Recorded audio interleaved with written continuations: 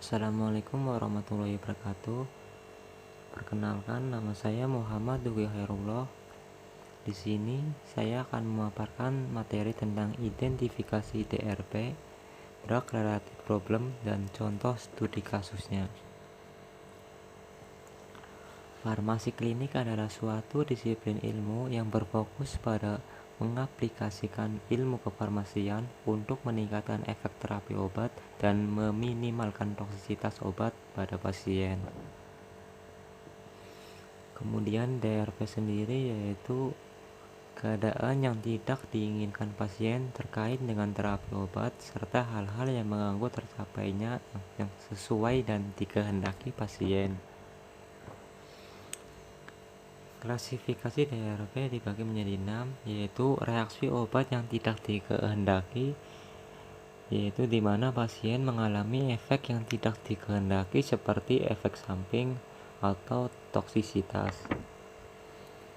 Kemudian yang kedua ada masalah pemilihan obat, yaitu memperoleh obat yang salah untuk penyakit dan kondisi pasien.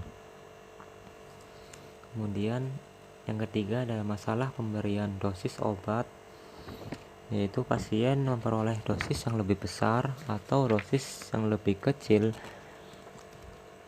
daripada yang dibutuhkannya. Kemudian yang keempat ada masalah pemberian atau penggunaan obat, dan yang kelima ada interaksi obat, dan yang terakhir ada masalah lainnya, yaitu misalnya ketidakpuasan dengan terapi atau perlu pemeriksaan laboratorium.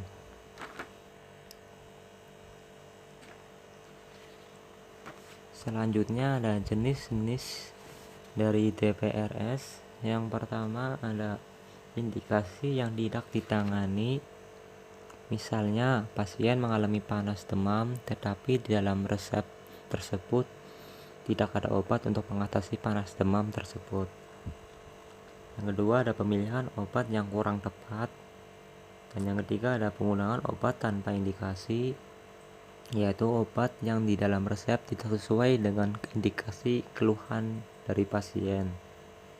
Kemudian ada dosis yang terlalu kecil, yaitu efek terapi yang tidak memadai untuk mengobati penyakit.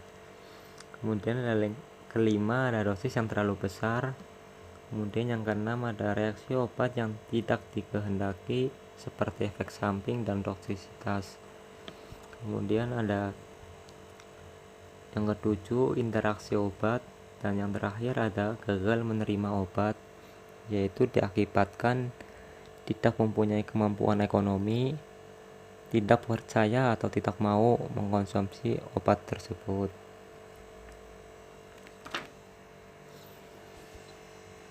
Kemudian di sini ada studi kasus mengenai DPRS sendiri, yaitu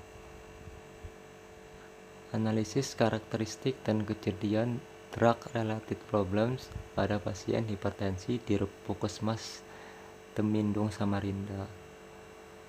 Penelitian ini bertujuan untuk mengetahui gambaran karakteristik pasien hipertensi dan jenis-jenis serta persentase DRPS sendiri. Penelitian ini bersifat deskriptif. Pengambilan data dilakukan secara prospektif pada pasien hipertensi.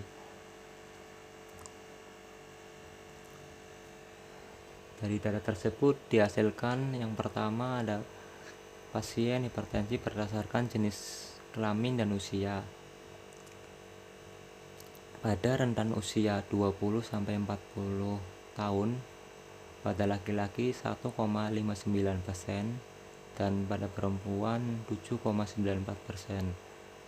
Pada rentang usia 41-60 tahun, pada laki-laki 14,28%, dan pada perempuan 42,86%. Dan pada rentan usia di atas 60 tahun, pada laki-laki 12,7%, dan pada perempuan 20,63%. Kemudian ada gambaran pasien hipertensi berdasarkan gaya hidup. Yang pertama ada kurang melakukan aktivitas fisik seperti olahraga. Pada laki-laki 11,11% dan pada perempuan 26,99%. Kemudian gaya hidup kebiasaan merokok pada laki-laki 22,22% dan pada perempuan 6,35%. Dan yang terakhir ada kebiasaan mengkonsumsi alkohol pada laki-laki 3,17% dan pada perempuan 1,58%. Kemudian hasil dari riwayat hipertensi keluarga, yang pertama iya 63,49% dan yang tidak 36,51%. Kemudian di sini ada tabel persentase kejadian DRPS sendiri, dan kesimpulan dari penelitian tersebut yaitu pasien hipertensi terbanyak adalah pasien wanita dengan usia 41 hingga 60 tahun. Pasien yang memiliki gaya hidup kurang sehat 23,80%.